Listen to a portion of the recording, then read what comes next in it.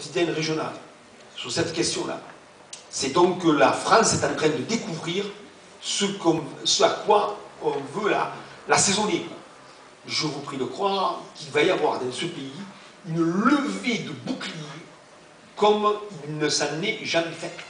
Je le sens, les échos que nous en avons vont dans ce sens-là. Parce que vous imaginez que l'on soit à Brest, que l'on soit à Strasbourg, que l'on soit à Lille, que l'on soit à Lyon, que l'on soit à Neuilly, peut-être pas, que l'on soit ailleurs, le sentiment est le même. Le sentiment est le même. Alors, avant, si vous voulez, de peut-être engager le débat là-dessus, vous aviez posé quelques questions. Charlie, sur la gratuité de Boulégan, il est prévu cette année par la communauté d'agglo la gratuité des transports publics. Ces transports publics, on les veut accessibles à tous. Tous nos bus, y compris les plus petits, sont aujourd'hui, tous nos nouveaux bus, ils sont changés au fur et à mesure. Vous en voyez de plus en plus, vous voyez des neufs, avec les numéros, avec les nouveaux bus qui circulent. Ils sont tous accessibles aux personnes à mobilité réduite.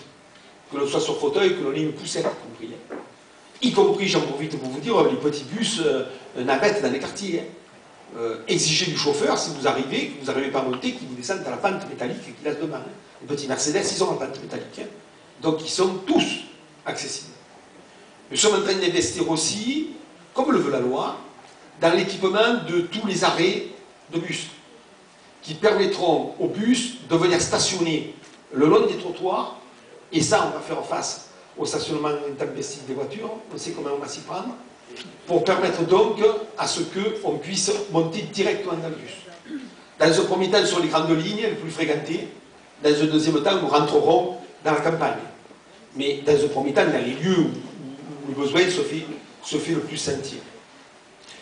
Boulégan a un transport qui lui est spécifique, qui est de qualité, que la communauté d'agglo finance, que le département finance. La gratuité sur Boulégan, sur une association, n'est pas prévue. C'est une chose qui ne peut pas rentrer dans le cadre de la légalité. On ne peut pas accorder ce type d'aide directe à l'association. Par contre, ce qu'il faudra qu'on réfléchisse, c'est voir comment, avec Boulégan, on peut permettre qu'il n'y ait pas, si vous voulez, une distorsion trop importante entre d'un côté des bus accessibles à tous, mais ne répondant pas au même service que les services de Boulégan. Charlie en parlerait mieux que moi, mais Boulégan, quand vous êtes sur fauteuil roulant, on vous prend à votre domicile. On vous amène à Auchan si vous avez des courses à faire, on est présent à vos courses, et on vous ramène à votre domicile.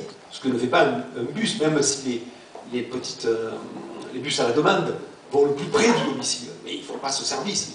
Le chauffeur ne s'accompagne pas dans vos courses.